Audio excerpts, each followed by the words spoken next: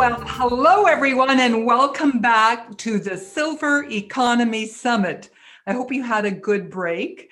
I know I did. I managed to get out on the back deck and have a little sunshine on my face. It was fantastic.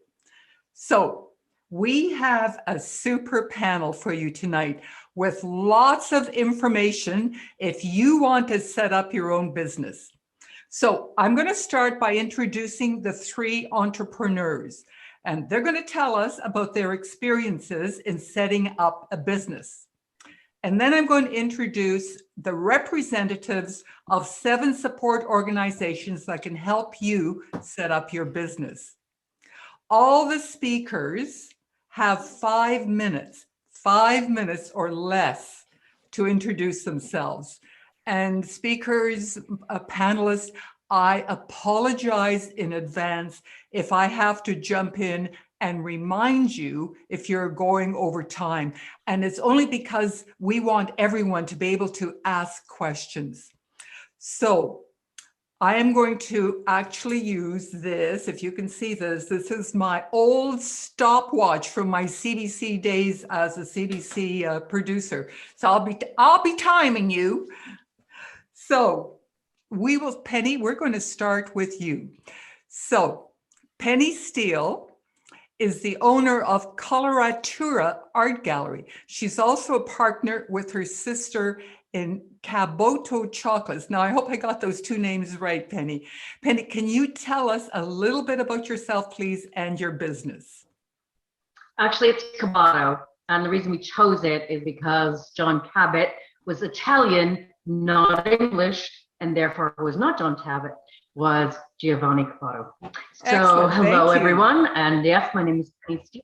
So how I got started, first of all, I've been in the tourism industry for a long time. In 2000, my husband and I set up a bed and breakfast for 16 years. But in 2010, I purchased a large church just down the road from me, wanting to go it alone and do my own thing.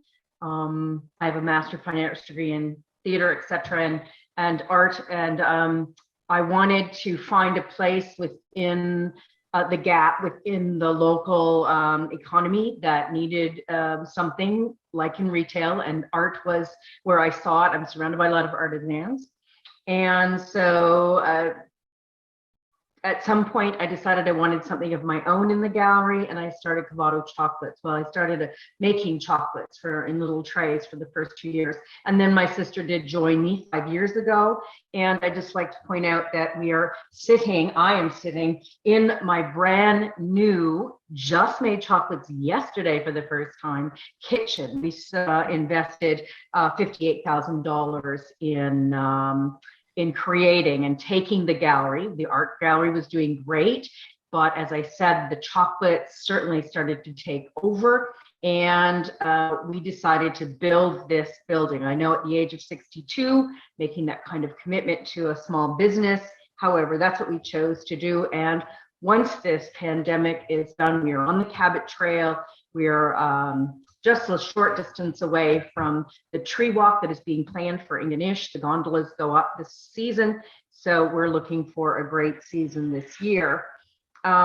In terms of it, I've been in the tourism industry for a few years, as I said, with the bed and breakfast. So I knew a bit about the tourism industry. I didn't have the connections that my husband did because he did all of that kind of thing. So I had that background, but if I was to recommend anybody to do anything, it's research. We all try to jump in there and do something, and we think that we know it all, and we have all these, and yes, you have talents and things, but not doing your research, not finding out what rules are, joint stock, CRA, you name it. All of those rules and regulations, and of course, tomorrow the food inspector comes to see our kitchen to give us a license for food, because this is the first time we've made the food here. I would just like to say that the other thing is that in my community, there's a lot of artisans, and they have been a tremendous network from which I can then work And they have been very helpful. I mean, just an amazing community. And because we all sort of work together, we support one another. We don't sell what the other person's selling. I know that sounds kind of crazy, but that's what we do. We really respect everybody. But I can also tell you that as I went through this, there were times where I was lost. I did not know who to see. I did not know what to do. And I would say that 99% of the problems I faced had to do with finances. Not because I didn't have them, but because I just didn't understand what was a debit and what was a credit. Okay, then this is what I want to share. This is what I live by. Number one, do not work for free. Number two, I concentrate on my highest income and highest joy producing activities. Number three, I present myself as a creative professional at all times. Number four, I keep my business financial records separate and up to date. Hire somebody if you need to. It's worth the money. Number five, I know that revisions to the plan are mandatory. Second guessing is prohibited. I am not vague about stuff. Number seven, I abide by my values. Number eight, it is okay with me if I succeed. I know that my success benefits all. Number nine, I investigate, research, and trust my intuition. 10, I show up. This is a piece of information that was given to me a long time ago by Samantha Bennett. I highly recommend hanging that on the wall, and that helps to really ground you and square you as to where you're going. Thank you. Thank you, Penny. That is wonderful. I love that. So I'd like to go to Ray Savage now. He's the owner of No Job Too Small Handyman Services. So Ray, can you tell us a little bit about yourself and your business in 5 minutes or less? And I will be timing you so we all have the equal amount of time. Go ahead, Ray. Well, that's good because I have my own stopwatch going here, Helena. So thank you for keeping us on time.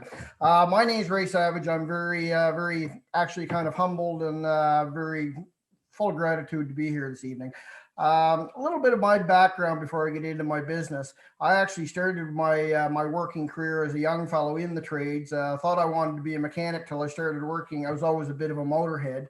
Thought I wanted to be a mechanic until I started working on other people's things.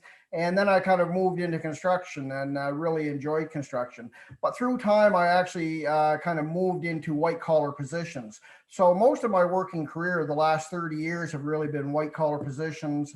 I was a mortgage specialist with RBC for 10 years.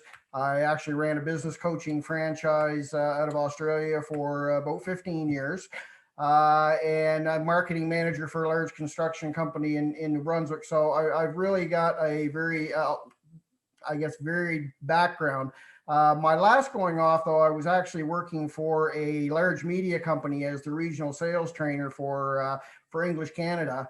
And of course, it was a newspaper group, and everybody kind of knows, newspapers have kind of going the way of the dinosaur. So my position was eliminated. Through that, I was sitting there kind of, okay, well, what's next for me? I'm getting towards the back end of my working life cycle. So what am I going to do? And actually, when I was in my early 20s, I had actually had the idea to create kind of what I'm doing now.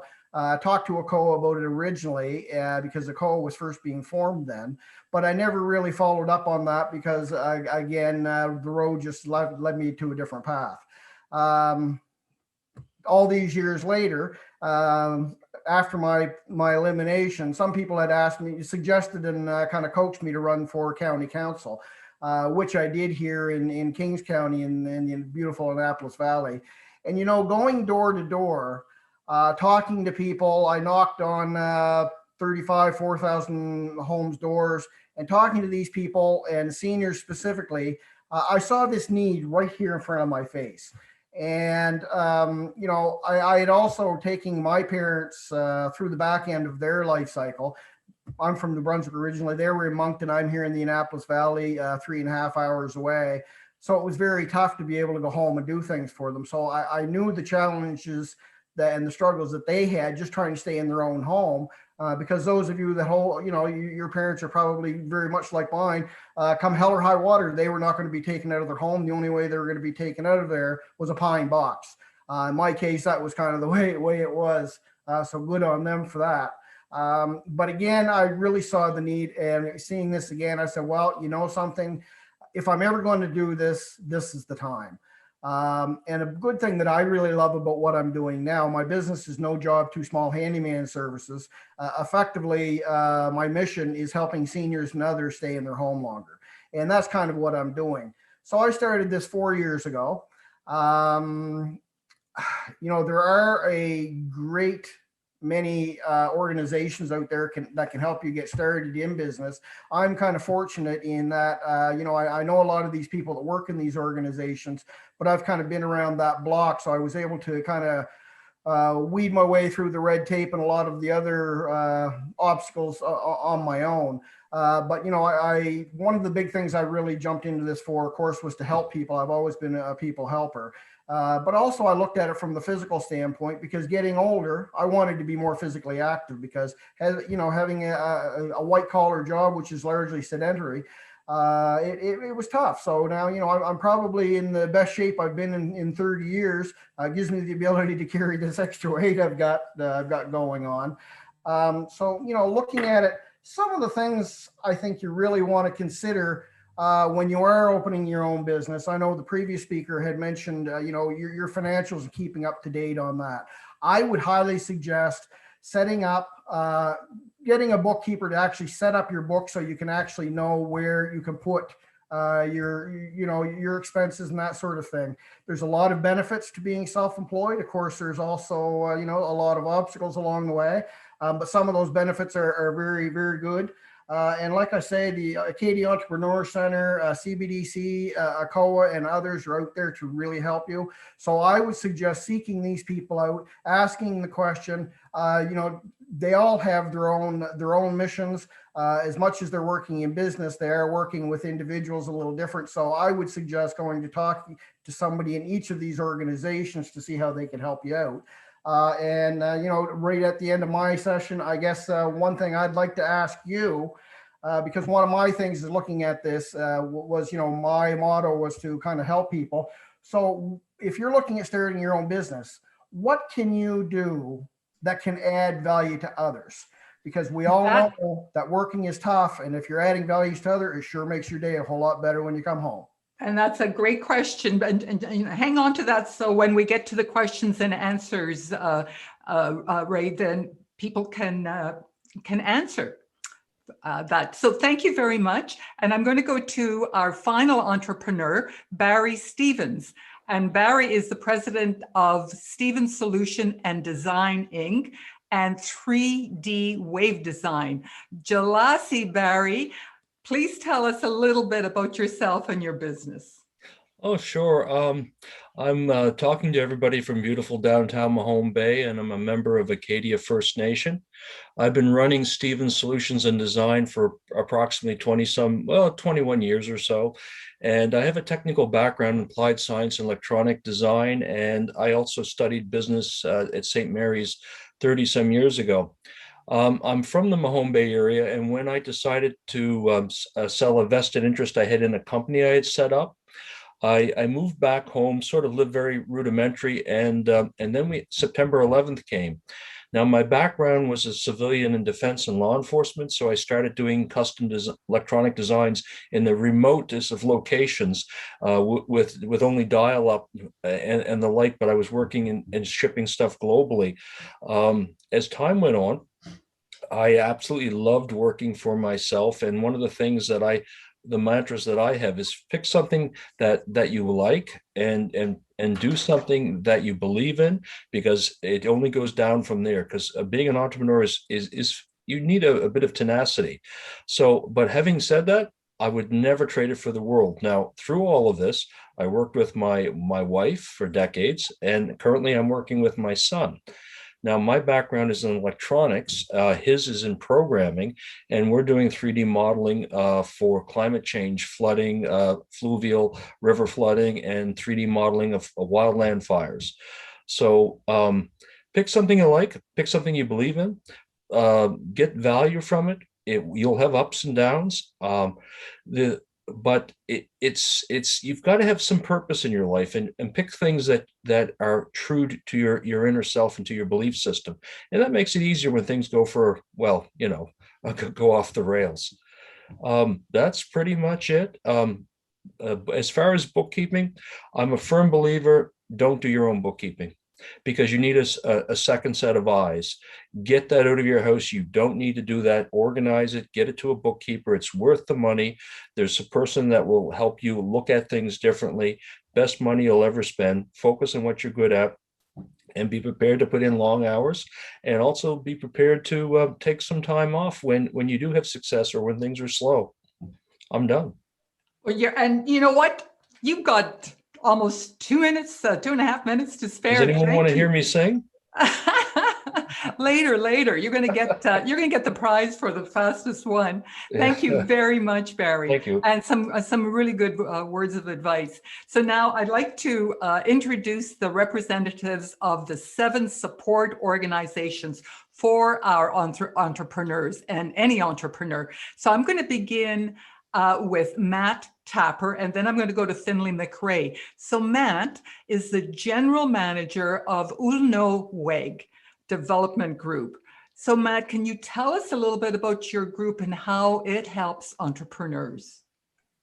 Ulnooweg Development Group is a number of things. The area that I focus in is on Indigenous entrepreneurship. So we provide some support programs around that. We also have a number of other activities that we do under different departments. We have some folks that work specifically in fisheries, some people that work around strategic initiatives with respect to some major opportunities that happen across the region. We have a new team of young folks that work in Indigenous communities to help spur on the next generation of youth in our communities. We have a charitable foundation that does a number of things across the region as well. We have an education program called Digital Mi'kmaq. I'd encourage everyone to go to our website to check some of these things out, do some poking around for some of the other activities that we do as an organization. But specifically what I'm here today to talk about is our business development programs. So I'll go to the next slide. This is just a little bit about Ulnooweg and who we are and kind of what we're looking to do. I'm not going to read through any of that. I believe this presentation will potentially be available for people to have access to. It can certainly be shared around if people are interested. So on the next slide, we're going to get into our lending programs. So within our entrepreneurship team, we provide some lending programs that we have access to. So on the next slide, you'll see that we have a micro loan program that we offer to entrepreneurs that are looking to kind of start something small and just get started. A lot of people that access this would be some crafters and small home-based businesses throughout our communities. We are open for clients across the Atlantic region. We have a general loan program that people can access. Under that general loan program, we do administer it, very similar to other lending institutions. We are a developmental lender, so we're here to take on additional risk that mainstream lenders may not be open to taking on.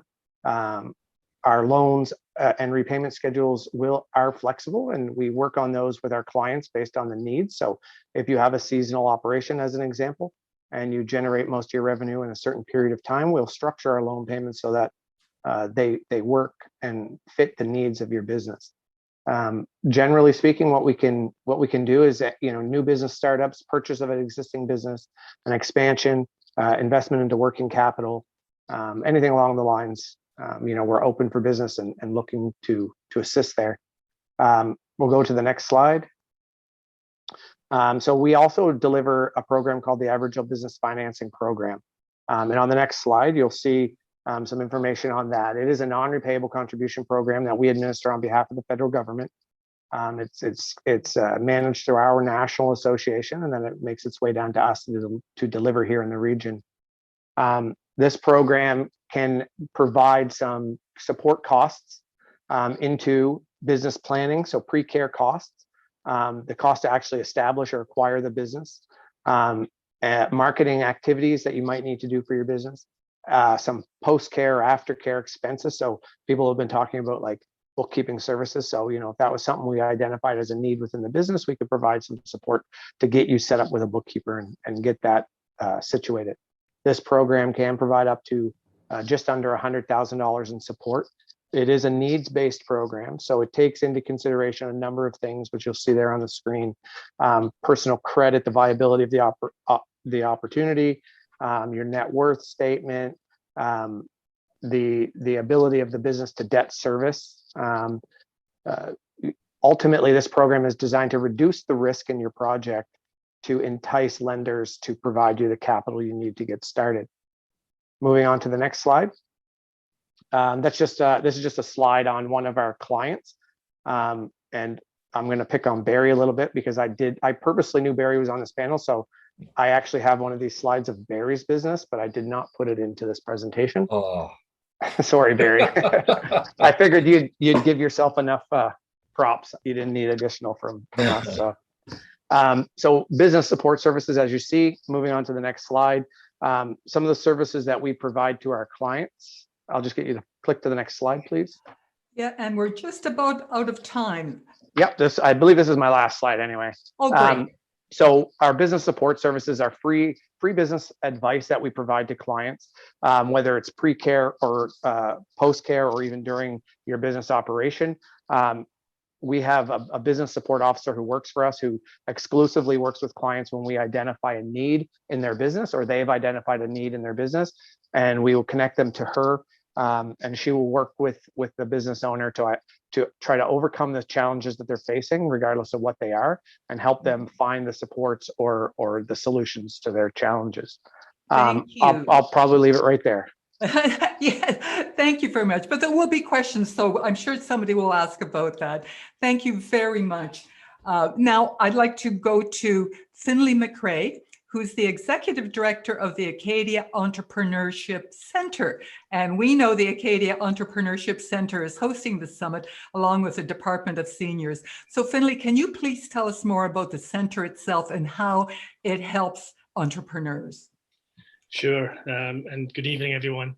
The Acadia Entrepreneurship Center is a non-profit organization from Acadia University. And our mission is to help entrepreneurs strengthen rural Nova Scotia. Before I touch briefly on some of the services we do provide, I do think it's important that I explain some of our view of entrepreneurship, because we define entrepreneurship in pretty broad terms, not restricted just to starting a business. We believe that people in businesses, of course, but also in non-profits, in their careers and different types of work within communities, in all those settings, we believe people can be entrepreneurial. And it really is based on having an entrepreneurial mindset and skills and attitudes along with that. And some of these skills and attitudes, may be obvious in somebody's makeup, whether they realize it or not. But some of these skills and attitudes can be learned and can be developed. And so our view of entrepreneurship impacts who we work with. And so while our core work is with small businesses, we also work with nonprofits. We also work with community organizations and individuals in the community that have ideas for new projects or enterprises. A couple of programs that I do want to reference that may be of relevance tonight.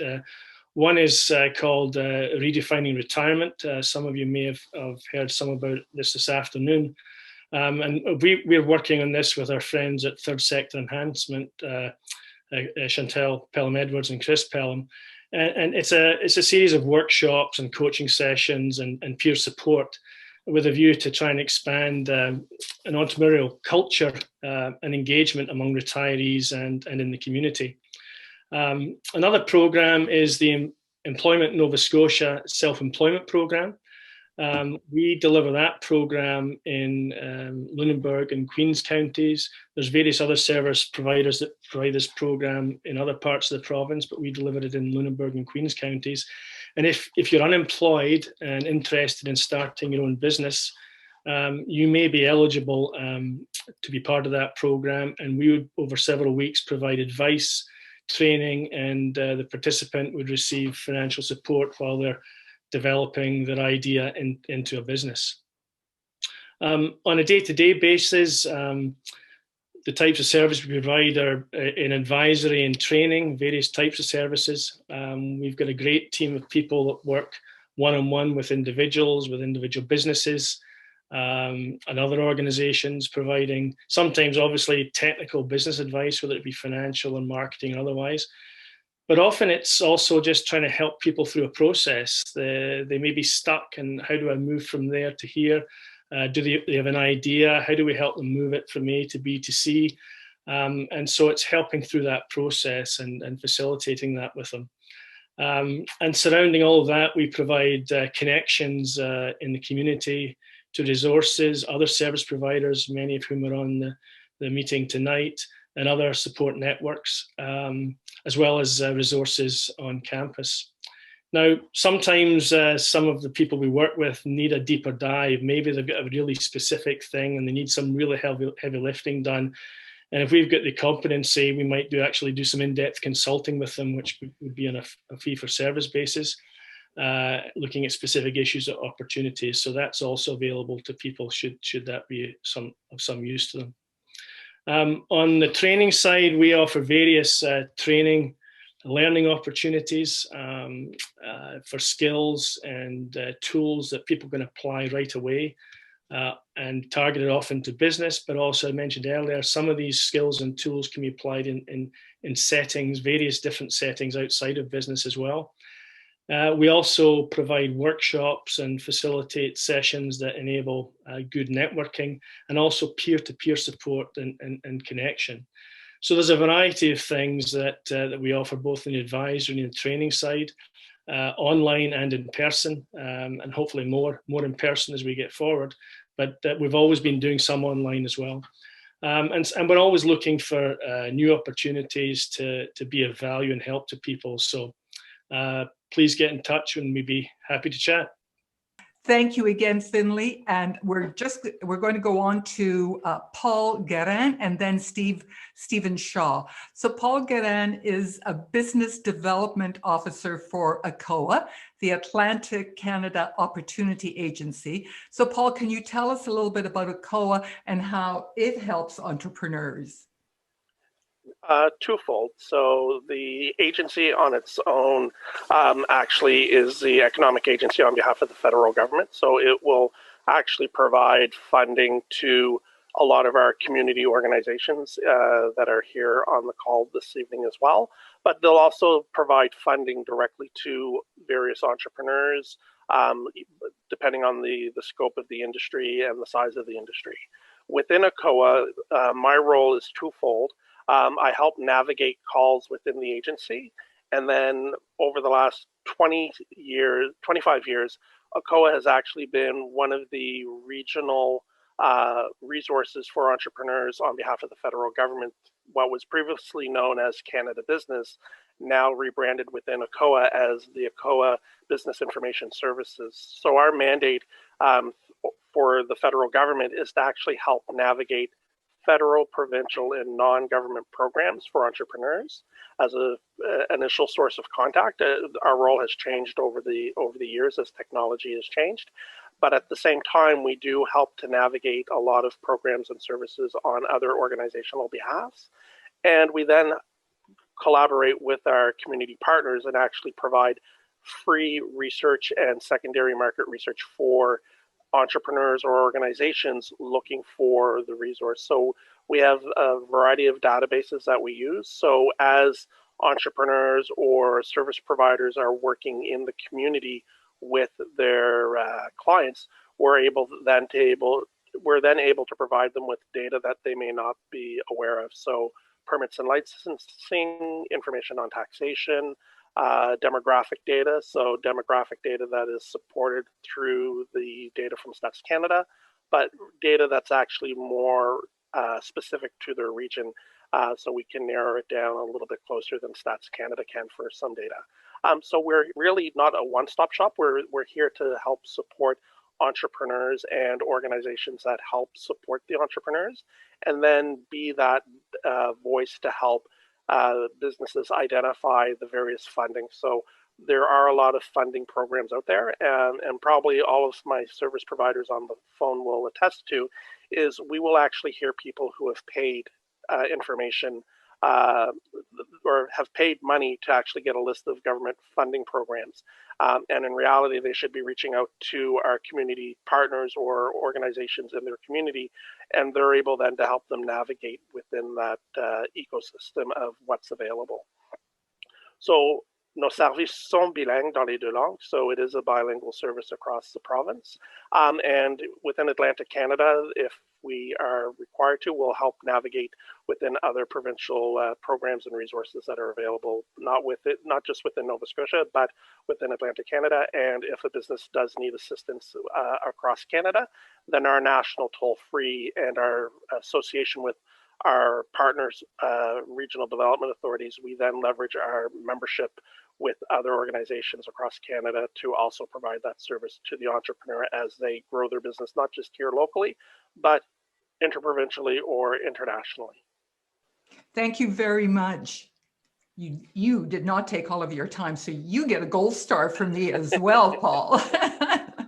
I know a few of the other speakers coming behind me. I think they need a few extra minutes. Oh. Oh. Now, I have to be fair for everyone. Everyone gets 5, regardless of how much time they take. But thank you for that. Our next organization representative is Stephen Shaw, who is the Executive Director of the Community Business Development Corporation. So, Stephen, can you please tell us how the CBDC helps entrepreneurs? Sure. Good evening, everyone. So yeah, I don't want to talk too long, to be quite honestly. Hopefully you can see my presentation, one whole page. But Yes. Bottom line with CBDC, we just want to be there for, as it says in the tagline, business financing, support, and advice. Bottom line, we're not here to compete with anybody. We're actually there just to support the entrepreneur. So the great thing about what we do is that we can work with you in guiding you through the financing aspect of things, whether it's us financing or a different FI, a financial institution doing the financing. We like to really try to start focusing on the actual training, advice, support aspect of things. So that's the reason why I just put up that one page, right? So go to our website. We are there for rural economic development and rural entrepreneurs. So the bottom line is, if you're in HRM, you should be talking to CEED, and CEED is talking later on. And if you're outside of HRM, then you should talk to CBDC. So the quick short strokes of what CBDC is, it's a non-for-profit organization. We're government supported. We're not a government organization though. And we can do financing up to, it's about to change, up to $300,000. But we can do financing for as little as $500. Okay. And again, just view us as your quarterback, right? We're there to help support you, guide you, and hopefully be that sense of support for you and your business. If you aren't quite sure which CBDC to contact, if you dial the 1-888 number there, 1-888-303-2232, it will automatically route you to the proper CBDC. Also through the website, if you go contact us, there's actually a map of all Atlantic Canada, and from there you can actually pick out which CBDC is your correct one. I should say each CBDC is technically independent of the other, but we all have the same overall goal and objective. Findlay talked about the self-employment benefit program. So in the respective area, if at some point in time you've been on EI, it's something to talk to your respective CBDC or service provider about, that there might be a chance that you can actually qualify for the self-employment benefit program as well, if your business has not started. Okay. I think that's about it for me. Wow, you guys are all doing terrifically with the time. You know, you're all going to get gold stars. No, a couple went over time, but that was brilliant. Thank you very much. So lots of good information there on how to get a hold of you. Now, next up to bat is Paul McGinn, and He's going to be followed by Matt Martel, and then Kevin McIntyre. So Paul McGinn is a senior manager with CEED, the Center for Entrepreneurship, Education and Development. So Paul, can you tell us a little bit more about CEED, please? Sure can. Thanks, Helena, and good evening, everybody. And like everybody who came before me and everyone who's going to come after me, you know what, we are all partners in this, and we're all here. And I think it was Steve that said it is all about the client. And I think we all work together to make sure that all the clients right across the province get the supports that they need to move their initiatives forward. For CEED, we've been around now for a little over 25 years. And for anybody who hasn't visited us or the website or hasn't seen a whole lot of CEED in the last couple of years, I really strongly suggest you go check out our website. We're definitely not the CEED of old. You know, at one time, I think CEED was known as the place that you went to, and a couple of the other partners alluded to the SEB program. And I think we were known as the place in Halifax to go if you were unemployed and wanted to start a business. That's certainly where our heart was, where we began. But our programming certainly over the last three or so years has expanded to include not just those individuals who are eligible for the SEB program. We've built ourselves for sure into a premier resource for business support right across the province. We do have a provincial mandate for entrepreneurship education and support services. And over the last year or so, we've certainly made inroads into working with partners right across the province in bringing our programming and our support services to entrepreneurs from one end of the province to the other. We've been committed to advancing and supporting the spirit of entrepreneurship and really digging into. And I forget who. I actually forget who it was. Who I think it might have been Findlay when you were talking about the spirit of entrepreneurship and the mindset that goes along with that. CEED really is about bringing innovative ideas to light, and I know that's one of the questions that I put in the question section over the last couple of days. What does innovation mean to you? And for a lot of people, it's high tech. It's always about computers and keyboards. Innovation is a new way of doing anything, and we're all about bringing out innovative ideas, building creative enterprises, and scalable strategies for right across the province. And again, working with all of our partners to make that happen. We've got a number of different programs, and again, I strongly suggest you check out our website. The programming that we have available is all based in Lean Launchpad methodology, and it's all about building out that successful, strong business foundation and the business model before you ever get to a plan. And to hear Penny, Ray, and Barry talking about what's important in business, I couldn't agree with all you guys more. Penny talking about research, and that's one thing we do is don't make assumptions. Don't base your business on assumptions. Try to base your business on as much fact as you possibly can, which makes the foundation of building that business even stronger. One of the programs that we ran a couple of years ago, and we're going to bring it back,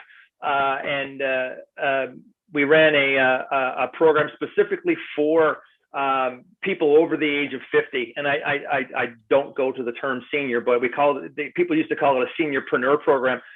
But it was a quick and dirty drinker from the fire hose kind of a program over 6 weeks with a bunch of folks out in St. Margaret's Bay that wanted to, they were either starting businesses or wanted to expand their business, and we called it Above the Median.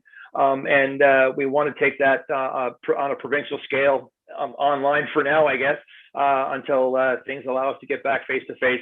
But that's certainly one program I think that many people in attendance would be able to take advantage of. And like some of our other folks we heard about tonight, we also do financing and everywhere from $5,000 to $25,000 with a very likable interest rate. We're talking prime plus 2%. We only focus on the Halifax region. So if you're outside of Halifax, we would certainly refer you on to some of our CBDC partners and some of the other partners that are outside of Halifax. But we'll look at pretty much any kind of a business plan from any type of business, be it tech, be it Main Street. We often joke that we've had a hand in most of Barrington Street when it comes to a lot of Main Street businesses. So if you're looking to check out CEED and you haven't checked us out for a while, come give me a call, check out our website, give me a call, give me an email. I'll be happy to talk to you. Great. Thank you very, very much, Paul.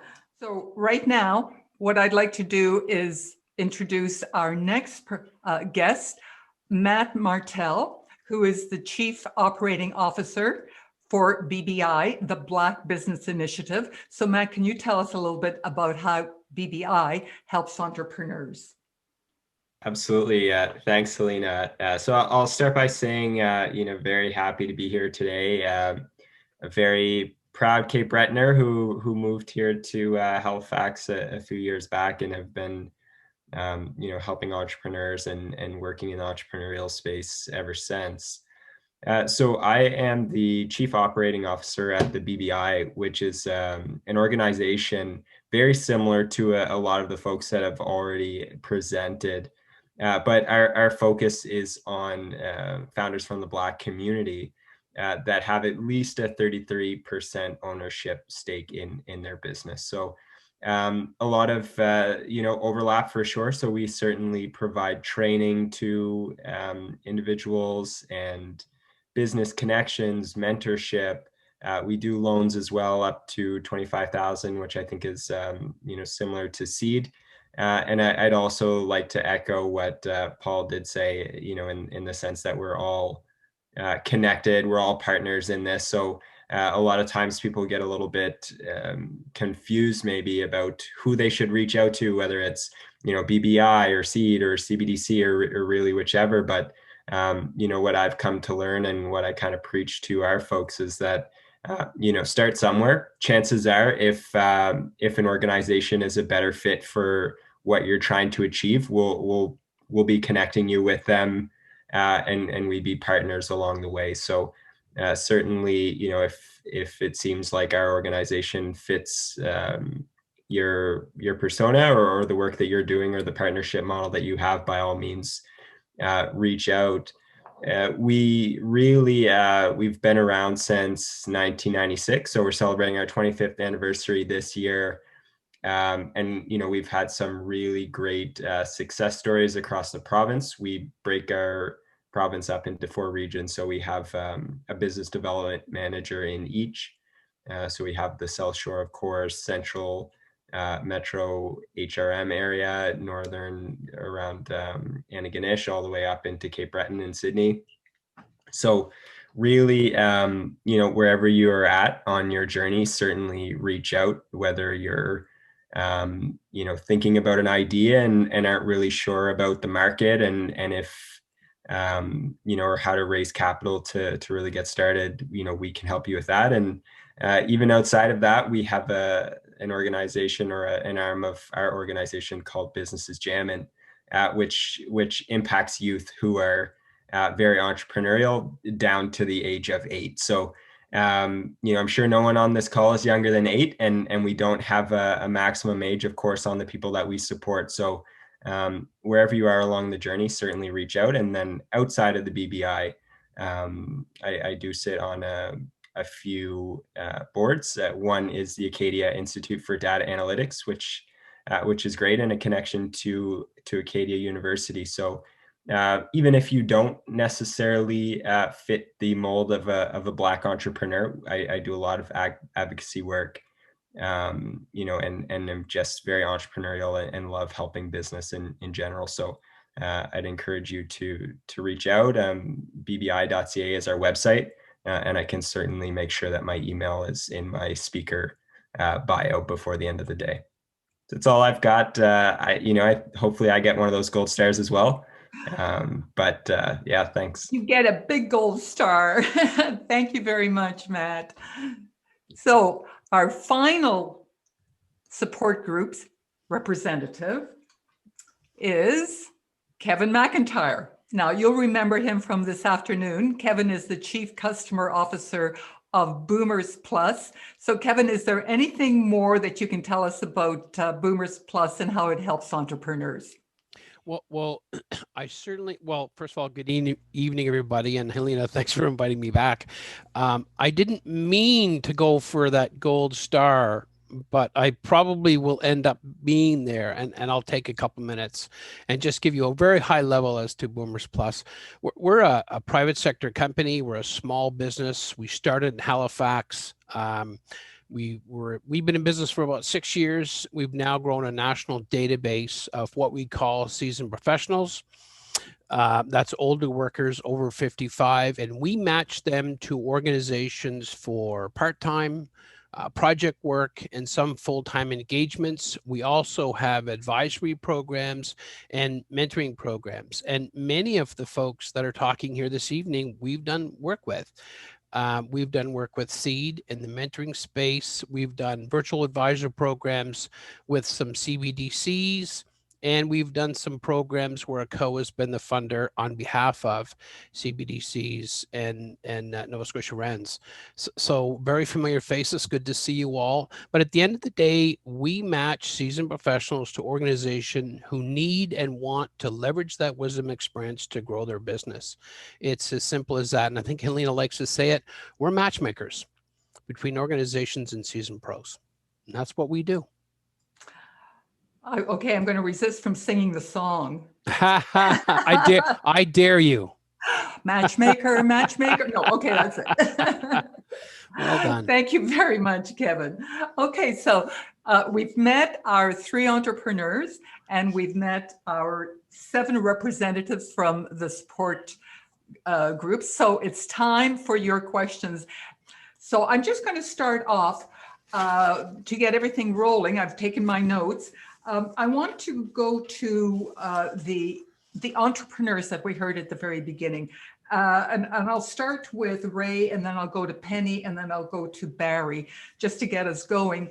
And just tell me in one sentence, if you used any of these organizations, have they helped you along the way?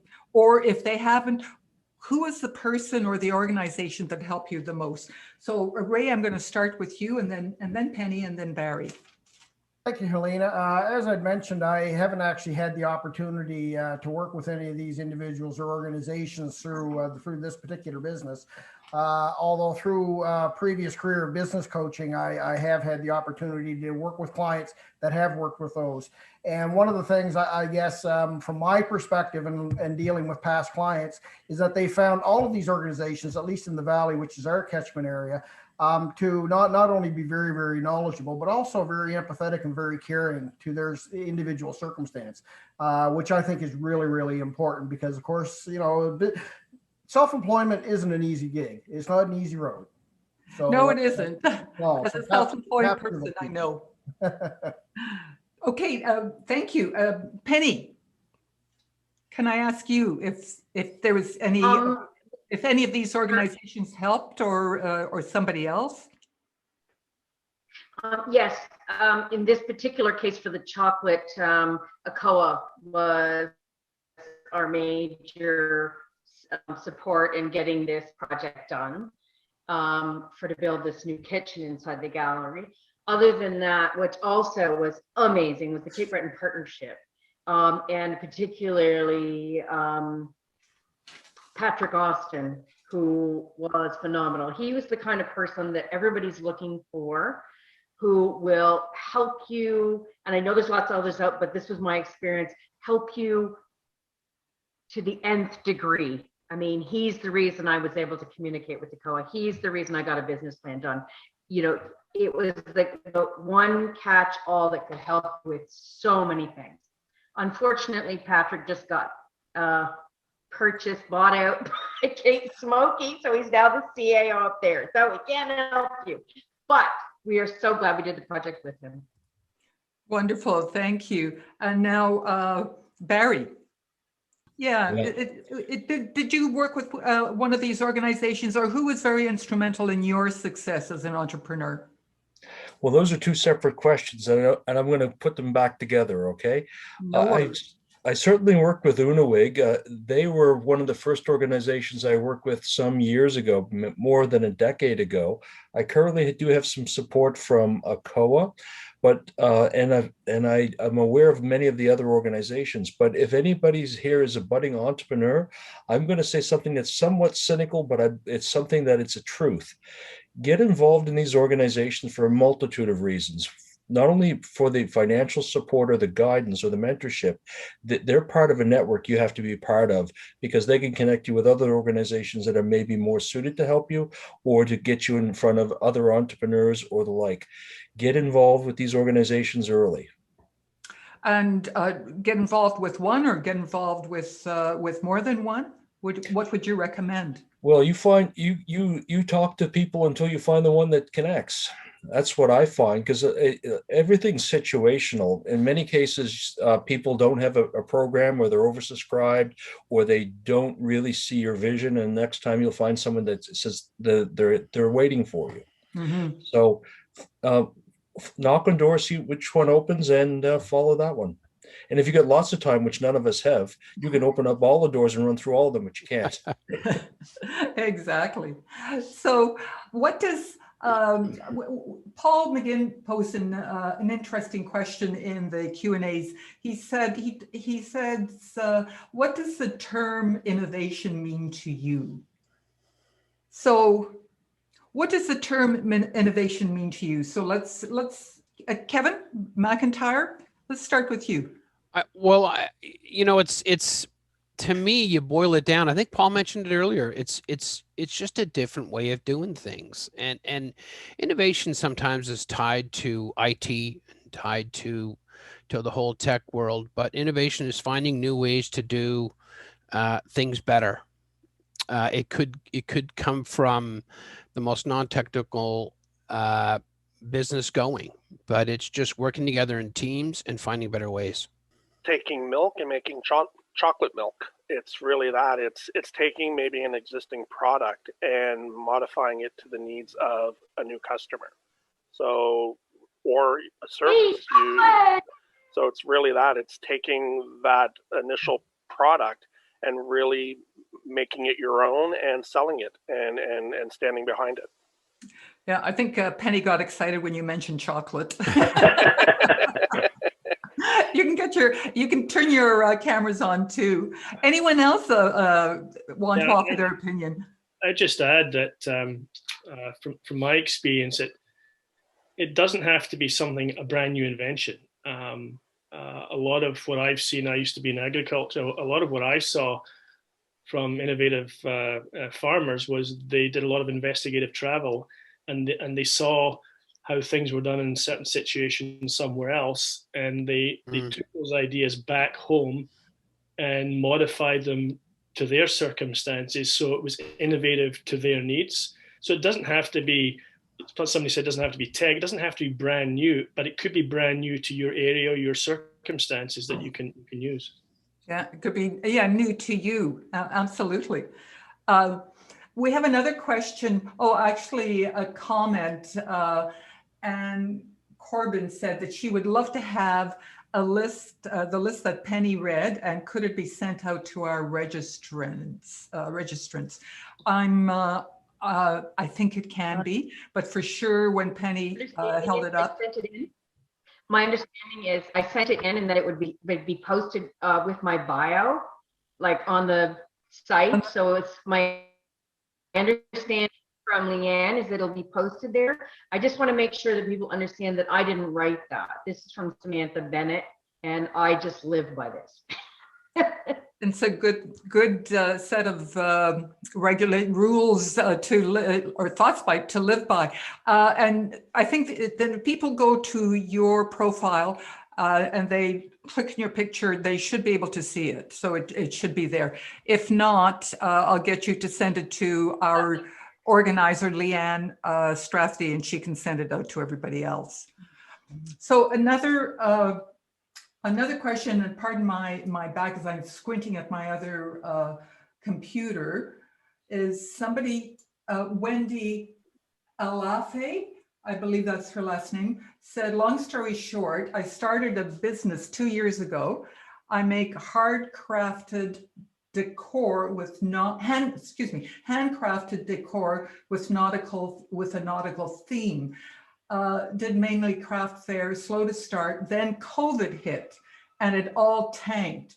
I designed a website, have my product in a couple of stores in Mahone Bay, but it's not enough. I now have no funds. I'm very discouraged and want to give up, but not really. Any suggestions to talk to someone?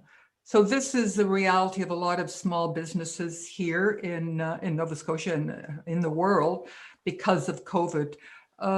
Would anyone like to offer up some suggestions to help Wendy? I can mention a few. Yes. And this is for everybody as far as with the COVID relief programs in place. So a lot of medium and larger size businesses qualified for the federal program under the CEBA, Canadian Emergency Business Act, right? Or business account, sorry, where you actually got, at this point in time, it's $60,000 per business. But there's a lot of small businesses, potentially like Wendy, that have fallen through the cracks that didn't qualify for CEBA. So they now have, and they have for the last few months, is the Regional Relief and Recovery Fund, the RRF we call it, okay? And that is for those businesses that have fallen through the cracks, specifically like that. All the terms are pretty much exactly the same as the CEBA, except for it's for smaller businesses. It doesn't mean you automatically get $60,000. You can get up to $60,000. But, we have people that qualify for $5,000, but $5,000 means a hell of a lot to a small business, right? It can actually take them through the next few months until we reopen, right? So the way to access that, again, is through the CBDC website. And then you'll see right there on the page, Working Capital Relief Recovery Fund. And then from there, you select the province and it drives down, and then you actually register on the portal, and then you can do an application. So I'm not sure how big Wendy's business was. Like, did she actually have revenue that she claimed on her income tax? That's the $1 million question, right? But if it is something that you actually claim business expenses, etc., revenue expenses, then you would qualify for RRF. If it is a side hustle that Revenue Canada never saw the light of day as far as any of those revenues, then you wouldn't qualify for the RRF. Okay, just to be realistic. You know what? I don't know quite about the business. I mean, Wendy, are you listening to us? Could you unmute yourself and just give us a few more details so that Stephen can make a better assessment? Great, there you are. I was going to make a comment just now about being a senior in technology, but after listening to people this morning, I'm never going to do that again. I think a lot of us are never going to do that again. Yeah. Let's see. I have a business name. I've registered the business name, and I have done 2 years of separate income tax, and I keep my books, and everything is, Well, that's good. So then you should, if you did not qualify for CEBA, then you should definitely qualify in some way, shape, or form for the RRF. So the best thing to do is to go to the CBDC website, because we're the administrators of that in all of Atlantic Canada, right? For non-tourism and non-hospitality. But anyways, and go through that, and then just go through the application process. And it will, when you select the province, then you select the region in the province, and that's the respective CBDC, and you will apply through there. Okay. Do you still have a location in Bridgewater? Yes, absolutely. Okay. You'll be talking for anyone who's in Halifax, CEED actually administers that same program for anyone in Halifax. Yeah. I'm in my rural mode, sorry. Thank you so much. I just had a weight lifted off my shoulder. And then just even to follow up on that. So CBDC as a whole is actually looking at doing some form of virtual mall. So for retail clients that they could actually basically list their wares in that mall. So when you're talking to Krista or CBDC in Bridgewater, you can ask them to put your name forward to that as well. Awesome. And Wendy, a program that we offer, and I think it could help in this situation because we've been helping hundreds of small businesses, nonprofits work through COVID challenges. We have a program called the Virtual Advisor Program, and we do it in partnership with organizations like CBDC and like the Nova Scotia Regional Enterprise Network. And the Bridgewater office would be familiar with it. If you want to take a look at the program, you can go to boomersplus.com. It's a free service for you. We can match you up to an advisor who potentially is in the same sector and can help you think through some of the issues and challenges. It's not money-based. It's a complement to what Steve talked about, RRF. It's called the Virtual Advisor Program, and you can find it on the boomersplus.com website. Take a look if you're interested. Free service to you, and it may add value as well. So I know we've helped a lot of small businesses, and this may be a spot for you as well. So please take a look if you so we're inclined. Good. Thank you. Thank Okay, you so and much. thank you, Wendy. I have another question here from Heather Dunning, and she says, have any of the support organizations established post-COVID recovery mentoring or advising programs for existing businesses? That's a good question. Would anyone like to take a stab at that? I'll take a quick one.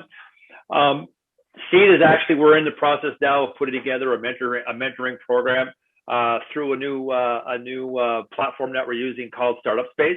So we've developed a hub for the entire province for access to all the different resource providers.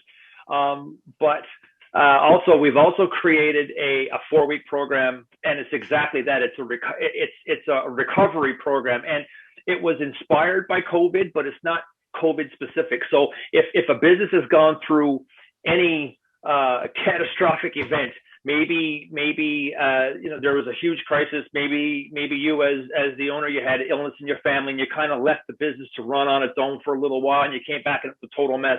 We have a 4-week program that'll actually take you from day 1, you come in and we talk about where you're bleeding.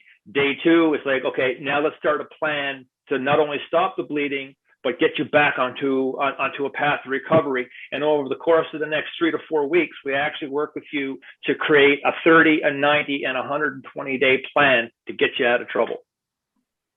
Good. Thank you very much. Would anyone like to add anything to that? Okay. I would like. No, go ahead, Barry.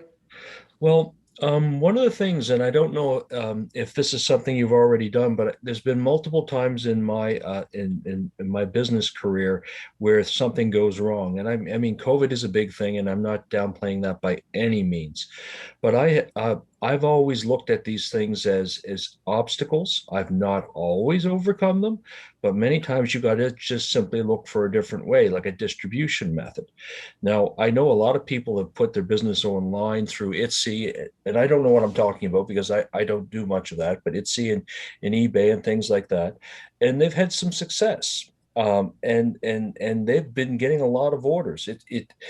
I don't know how deep and far you've looked into that, but whenever something, an obstacle comes, you go sideways, and you have to, there's a time in which you stop, but I don't know what that is for you. But for me, it's something that I have to do a lot. I have to find another way. And maybe you need to talk to some of these people here that can give you some guidance on that, some support to go through that. But it's something that again and again you'll find that happens, and it's something you have to rise up to and overcome. Now, please take no offense to that, but put on your boxing gloves and go out, because you have to.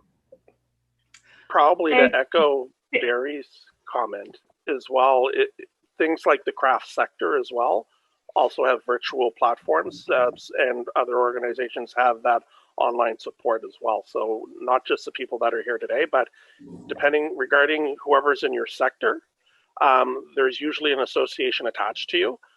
Reach out to that association because they probably have resources and tools to help your business as well. If I could say something, it's Wendy. Hey, Wendy.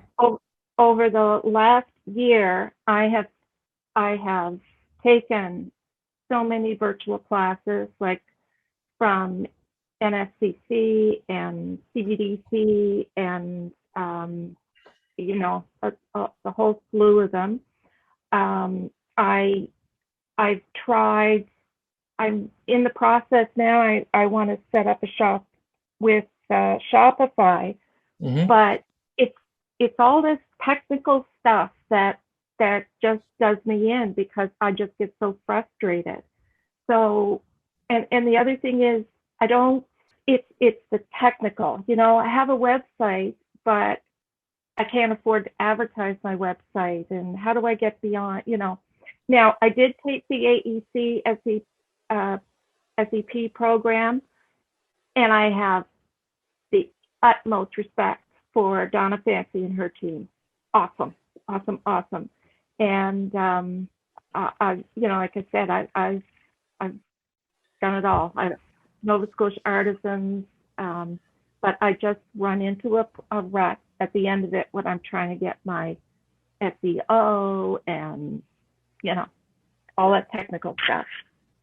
So, Wendy, I was going to say, if you know of someone who's either in a similar business or even a business not even in the same industry, but they're doing the same thing as you and selling online, reach out to another entrepreneur as well, because sometimes organizations over talk it, where another entrepreneur will say, well, if you just click on this will help really fix the solution.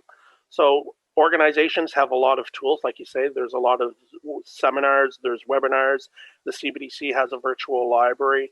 The province has Nova Skills Online. There's a lot of content.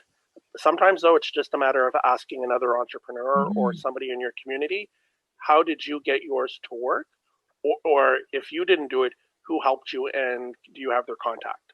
Yeah, reaching out to them virtually. Barry, go ahead. Wendy, I don't mean to oversimplify anything because it is difficult, but I think you've done a really important step. You've identified your weakness, right?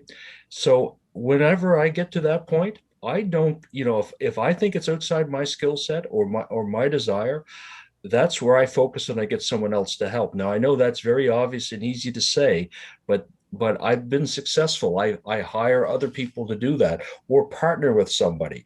I've been in the, my background is electronics, but I've tried to earn a living for several years doing a native artwork, and it's pretty hard. I have an appreciation of what you're going through. I went back to my technical abilities because it paid more, but I tried many different things and some things worked really well for me. And one of the things that I've come to realize when I was selling my artwork is to sell it through galleries, because the amount of time and effort that I put into to actually to sell it, when I worked it out, I was making no money. It was better to put it in the hands, then let them take the big cut or whatever it is. And I was selling. So once again, I apologize if this sounds like it's I'm oversimplifying, but it's effort. The whole thing's effort. Yeah, you're cutting to the chase. Oh, go ahead, Matt. Yeah, thanks. I just want to make one quick last point. Even in the planning of this summit, one of the things that kept coming up over and over is the gaps in intergenerational partnerships. And this to me is, a perfect example of one of those times. Obviously, you can't count on, younger generations being experts in tech or, older generations being bad at it. Like, it's certainly individual, but, I can say from the work that we do for sure, there are lots of individuals that, are really just kind of getting started and are really good at marketing, and aren't necessarily looking to, get paid handsomely for those services. I know that there's a lot of work being done in, targeted marketing, and are there, for your specific example, Wendy, are there markets outside of Atlantic Canada where there's just a significant appreciation for handmade nautical crafts, right? That we wouldn't really think about. So, one of the good things when you are able to leverage that technology is you're able to look in a much wider lens and look at areas that you may have never considered, that for one reason or the other have significant demand for what it is that you're selling.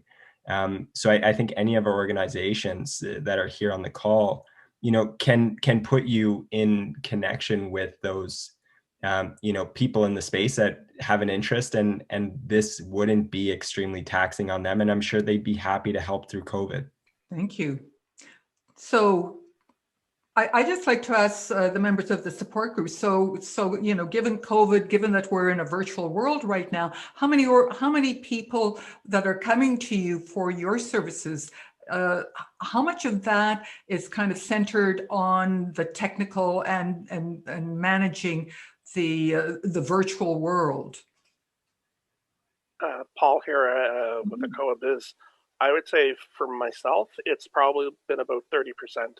I have a lot of people that are now looking at opening brick and mortar, or they're literally just looking to get the business up and running. But most of the clients that I've been dealing with are looking at brick and mortar. They do realize that there's the e-commerce aspect, but they're looking for the day after. Yeah. Anyone else?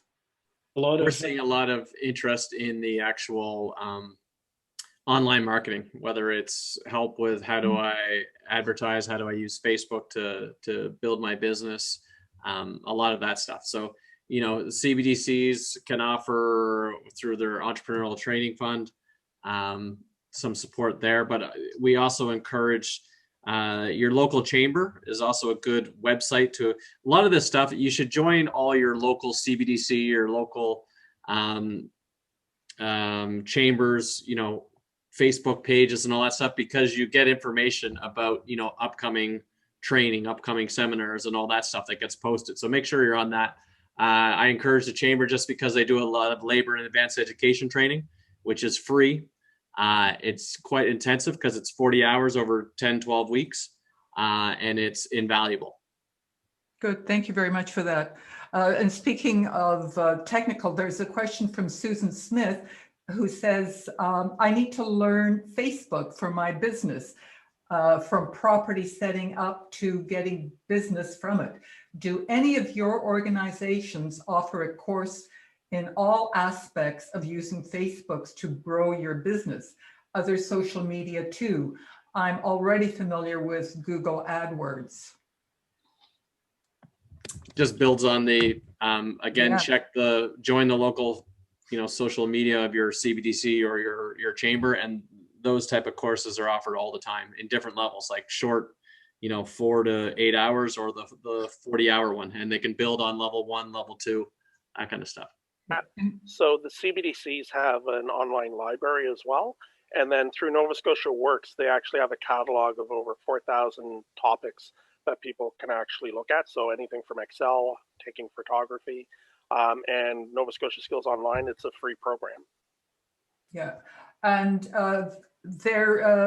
Susan, to your question, there is an answer as well, and panel, I'll read it out. Susan, the WEOC offers social media sessions and mentoring. Check their website and Twitter feed. Women's Enterprise Organizations of Canada is a national network of entrepreneur support organizations that provide resources for women entrepreneurs. WEOC.ca. So that's in the question and answer period section.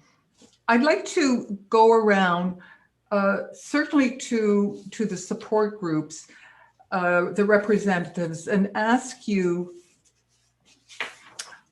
which program is the most popular or the most useful program given this current situation that we're all in, COVID and the virtual world.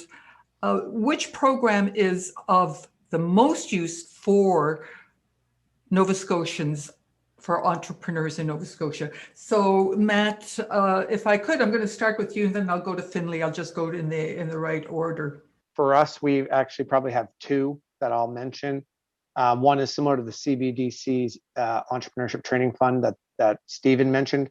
We had a program that was very similar to that, where we were providing some support dollars to clients so that they could access strategic and specific training opportunities to respond to the challenges that they were facing under COVID. And then the second one is very similar to some of the other organizations on here. We also have a COVID support loan program that's identical to CEBA and the RRF that was mentioned earlier for Indigenous businesses. So that was very well taken up across the region.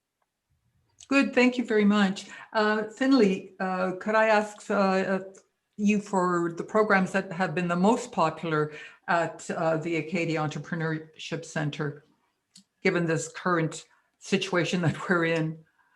Well, I think probably our most effective way is through, and we call it business counseling, but it's our individual coaching with people. And I mean, sometimes that's for people starting a business, but even outside of COVID, it could be problems that are occurring, could be cash problems, it could be market problems, whatever it is. And then with COVID, then there's COVID issues. And I mean, last year is when we saw most of that issue happening, is when COVID first hit and there was so many unknowns. So it's our process of working with people, trying to help them solve the problems, help coach them solve the problems. Sometimes we provide very specific technical support and advice, and sometimes it's coaching them, and sometimes it's putting them in touch with the right people. We don't do financing, so it's helping them know what programs are available from CBDCs or others or other groups as well, and putting them in touch with the right people. So it's really our we call our business counseling process. I would say is probably our overall consistently our most effective program. Thank you. And Paul Gerin? In reality, it's when people do reach out just to the agency. So they are looking at either funding through ACOA, or they're trying to figure out what programs and resources are out there, regardless of what organization actually provides it. So we are there to help facilitate the conversations, because people may not know of the CBDC or CEED or Ulnooweg or BBI. So it's really our mandate is to help advocate on behalf of all of our partners. Yeah, and that's a good point. You know, like there are a lot of good organizations here, and we don't know what exactly what everyone does. So that's the question. Thank you very much, Paul. So Stephen, what about CBDC? Well, specific to COVID, it would be the RRF portal, as far as, because that's COVID relief, and then spin-offs of that is the Entrepreneur Training Fund opportunity, as far as we see a lot of that in the social media and the accounting aspect of things, and then the consulting advisory service, the CAS we call it. Our specific CBDC is basically out of money for that, but every other CBDC in Atlantic Canada has money, and that's basically you can fund for a consultant up to 75% of the cost to a maximum of $5,000. Okay, there's certain criteria and stuff like that, but it's again on the CBDC website. If you look up CAS, Consulting Advisory Service, it can be very beneficial to your business as well. Thank you, Paul McGinn. How about you? Well, like Steve said, I think our biggest player is our version of the RRF. I know we've lent out over $2 million over the course of the last several months. But away from the money side of it, it really, and like Steve said as well, it's about figuring out what these folks all need. So we've actually have a 30-minute consult that's kind of a quick triage to see what you need, how you need it, and who you need it from. It may not be us, and we make sure that we'll refer you to whoever you need to talk to. Maybe it is us in conjunction with another one of the partners. That's fine too. But we try to figure out what your key challenges are, and then look for those solutions. Thank you, Matt. How about the BBI? Yeah, I would say our most impactful program is probably our loan fund, and just some of the really great success stories that have come out of people getting $5,000, $10,000, $20,000, and then recently through I believe NSBI and ACOA, we launched a consulting grant that was up to $5,000 specifically for businesses to have consulting support. And that unexpectedly was completely oversubscribed. We raised more money to meet the demand, and just the sheer number of clients out there that have just been looking for consulting support and just financial support has been huge. So that's a big one for us. We've got training and all those things that often come with funding, just as a package deal, but that's our big one. Thank you.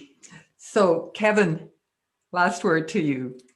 Well, we're in a bit different space because we're a private sector company, but I just want to say that there's a ton of resources on this panel.